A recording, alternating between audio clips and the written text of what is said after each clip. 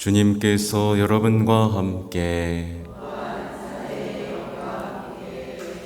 마테오가 전한 거룩한 복음입니다. 주님 영광 받으소서. 그때 예수님께서 말씀하셨다. 고생하며 무거운 짐을 진 너희는 모두 나에게 오너라. 내가 너희에게 안식을 주겠다. 나는 마음이 온유하고 겸손하니 내 멍에를 메고 나에게 배워라. 그러면 너희가 안식을 얻을 것이다. 정녕 내 멍에는 편하고 내 짐은 가볍다. 주님의 말씀입니다.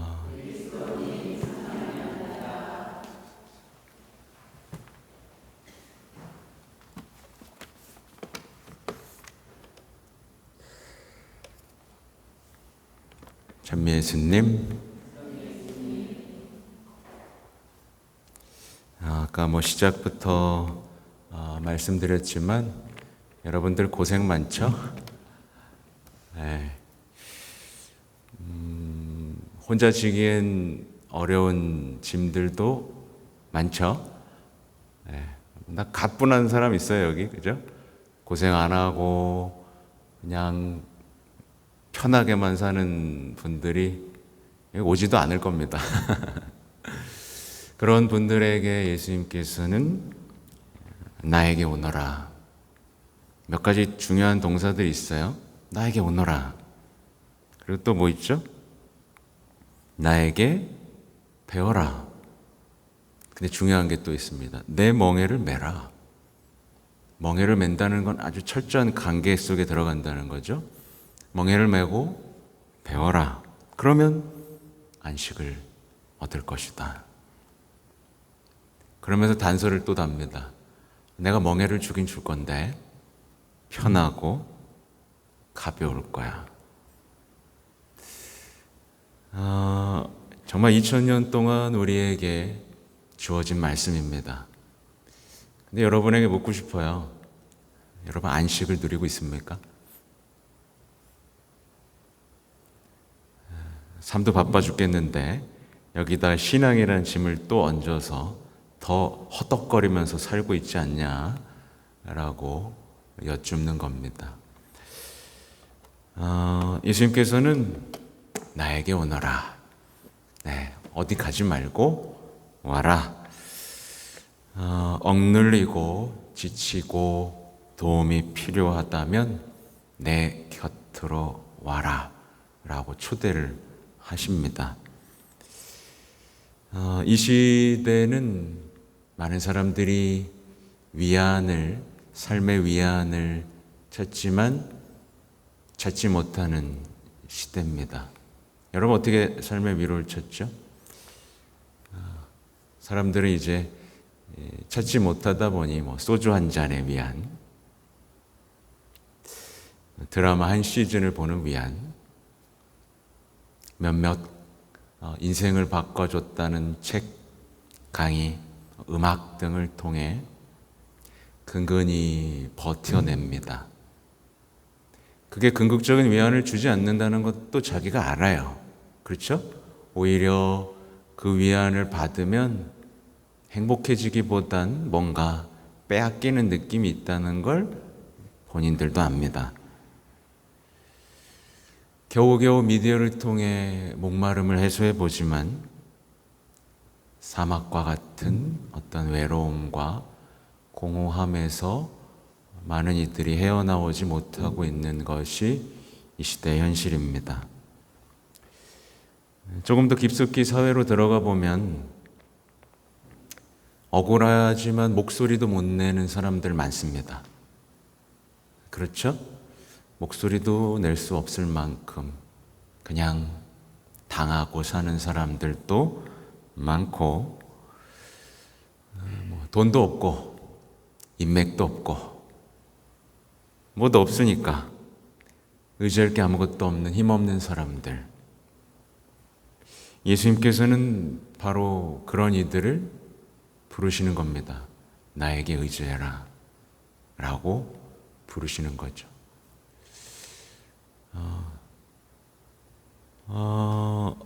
우선 살펴보면 이제 예수님께서는 나에게 오라, 곧 나의 제자가 되어라 라는 말씀을 하시는 겁니다. 되실 건가요? 안 되실 건가요? 예수님의 제자 되고 싶나요? 당신과 우정을 쌓자라는 표현입니다. 우정을 쌓자. 그냥 관념적으로 막 믿고 얻어내고 이런 거 말고 나에게 왔으면 우정을 좀 쌓자 라는 얘기고, 나만 줄 수 있는 안식이 있어 이 얘기를 하시는 거고, 나에게서 너가 그토록 찾던 삶의 위안을 얻고 다시 한번 희망으로, 눈에 보이는 것은 까마득 막막하지만 눈에 보이지 않는 어떤 영원한 것들에 대해 눈을 열어 희망으로 다시 일어나라 라는 초대입니다. 특히 우리 세상에 악 때문에 힘들어하잖아요. 그죠? 악 때문에 힘들어합니다. 근데 그 어떤 악보다도 강한, 죽음마저도 이긴 그 사랑을 좀 만나서 이제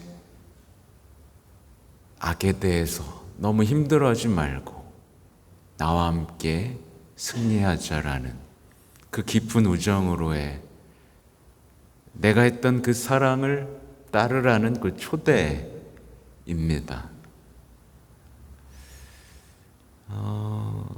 그리고 내 멍에를 메라 라고 말씀을 하세요. 한 사람에게 멍에가 메어진다는 건 같이 일한다는 뜻이고 아주 긴밀한 계약의 관계라는 뜻입니다. 신약을 좀 살펴보면 아주 친밀한 관계를 표현하는 거죠. 그래서 사실은 내 멍에를 메라라는 표현은 너도 내 십자가 좀 같이 질래라는 표현으로 조금 바꿔볼 수 있을 것 같아요. 예수님 십자가 같이 질래요? 말래요?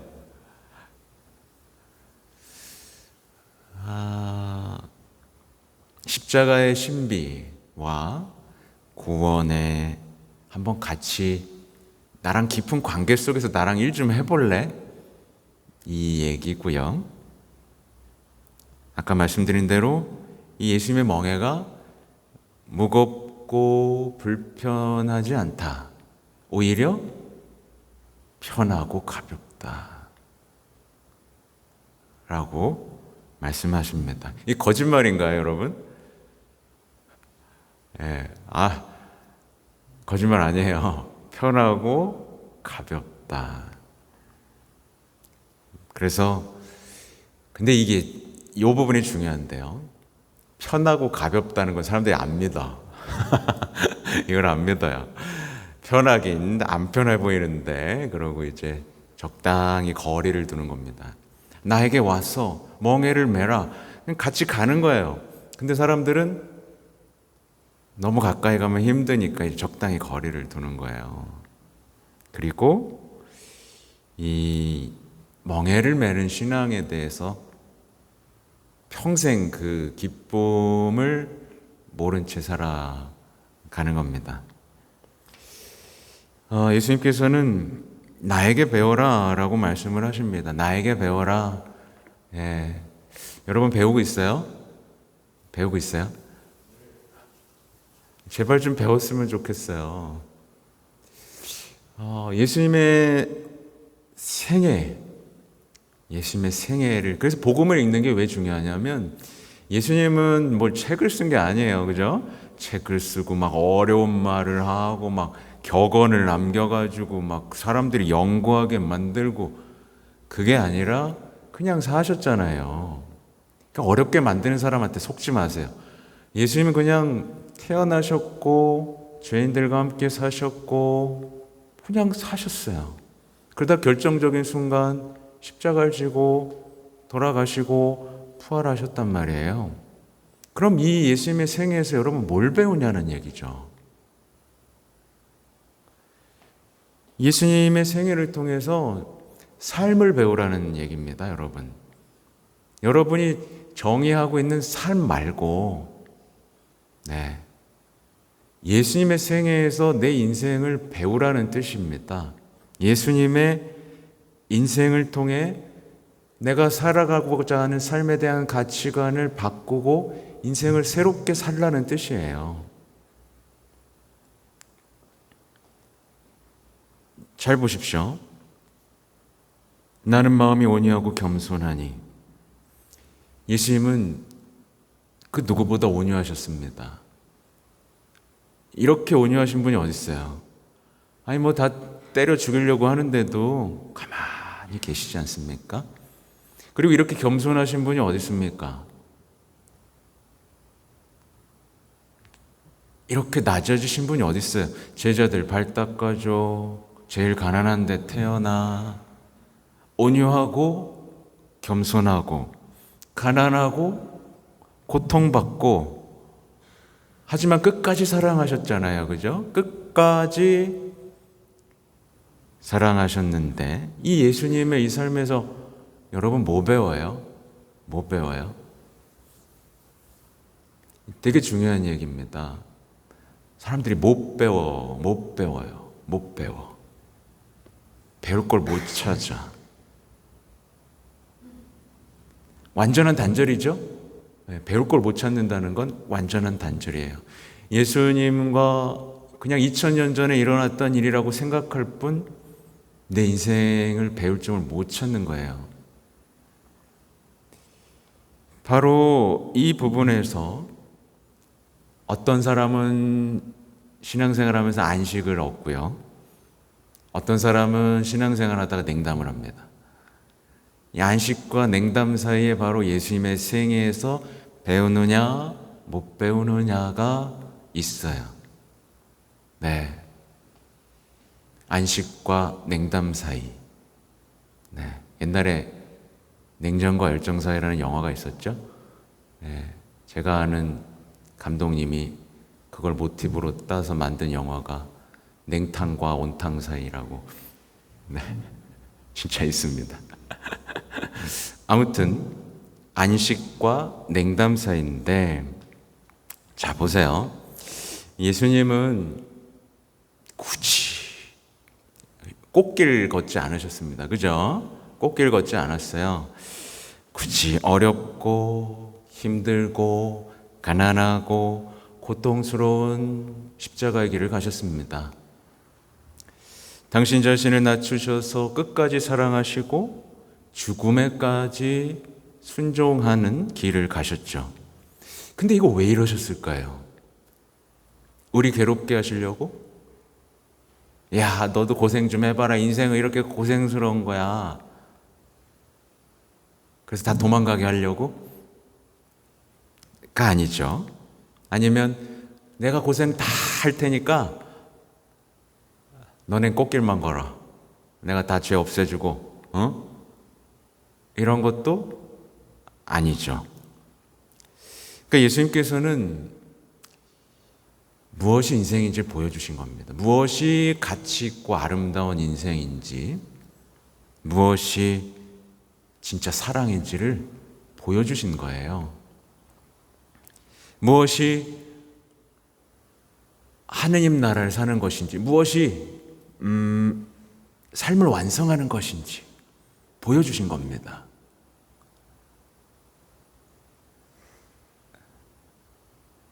무엇이 승리하는 삶이고, 무엇이 행복한 삶이고, 무엇이 기쁨인 삶인지를 재정의하신 거죠.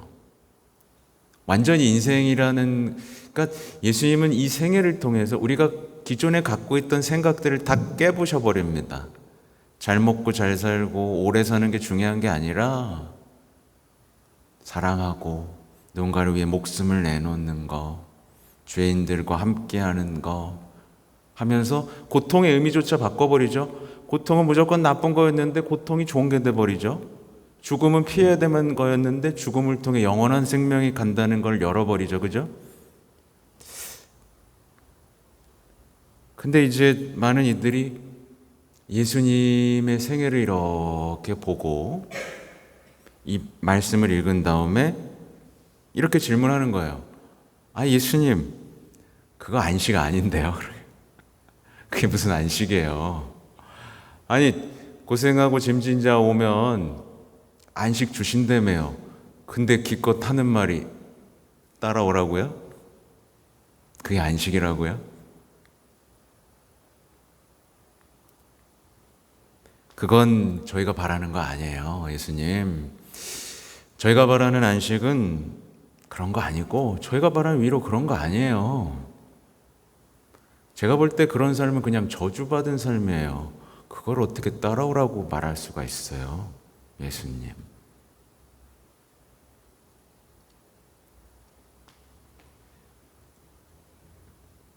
결국 다시 말씀드리지만 이 부분에서 냉담과 안식이 갈리는 겁니다. 사람들은 이 거리를 좁히질 못하죠. 그리고 뭘 계속 설명해 달라고만 얘기합니다. 왜 예수님을 믿는 것이 좋은 건지를 설명해 달라고 합니다. 아니요, 설명은 이미 충분히 했습니다. 여러분의 몫이죠.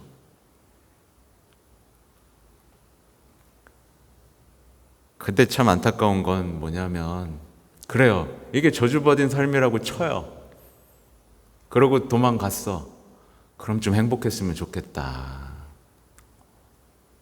안 그러면 도전해보는 게 좋겠다. 그죠? 아무튼 이제 우리는 우리의 몫인 거예요. 우리의 자유예요. 그죠?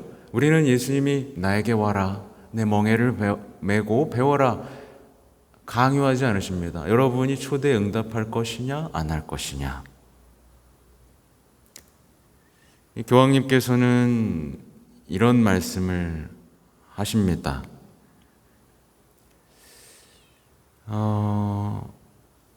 하느님의 아드님께 시선을 고정시키면 아직 가야 할 길이 얼마나 남았는지 알게 됩니다. 동시에 그분과 함께 걸어가며 혼자 버려지지 않았다는 기쁨이 넘쳐납니다. 그러니 기운을 내십시오. 주님의 제자가 되는 기쁨을 빼앗기지 마십시오. 그러니까 교황님은 제발 주님의 제자가 되는 기쁨 빼앗기지 말라. 제발 도망가지 마라 라고 말씀하시고, 그리고 또 질문을 받으신 거예요. 하지만 신부님, 저는 죄인입니다. 무엇을 할 수 있습니까? 라는 질문을 수없이 들었을 거예요. 교황님이 이렇게 하시는 거예요. 주님을 바라보는 것을 멈추지 말고 자신의 마음을 열어 그분의 시선과 그분의 자비를 느껴보십시오. 자신의 죄에 대한 용서를 청한다면 당신의 마음은 환희와 용서의 기쁨으로 가득 찰 것입니다. 그분과 함께하는 이 생애에서의 삶에 대한 희망과 위안의 힘을 도둑맞지 않도록 조심하십시오. 결국 인간이 외로운 건 사랑이고요. 결국 사랑을 만나지 못했을 때 외롭고요. 결국 인간이 해방되지 못하는 건 죄를 용서받지 못했기 때문이에요. 굉장히 단순해요. 근데 우리는 어떤 세상에 살고 있죠? 하나님은 사랑이 없다라고 말하고 자신은 죄가 없다라고 말하는 세상에 갇혀버린 거죠. 정말 치밀하게도 우리 신앙인들의 삶에도 무신론이 깊이 내려오면서 이 거리를 좁히지 못하는 신자분들이 굉장히 많습니다. 그러다 보니까 예수님이 아닌 헛된 것을 희망을 두고 이제 삶에서 회복되지 못하는 분들이 많죠. 오늘 복음 정말 중요한 복음입니다. 나에게 오너라. 멍에를 메고 나에게 배워라. 이 말씀이 여러분의 삶 안에서 진지하게 이루어지기를 바라겠습니다. 아멘.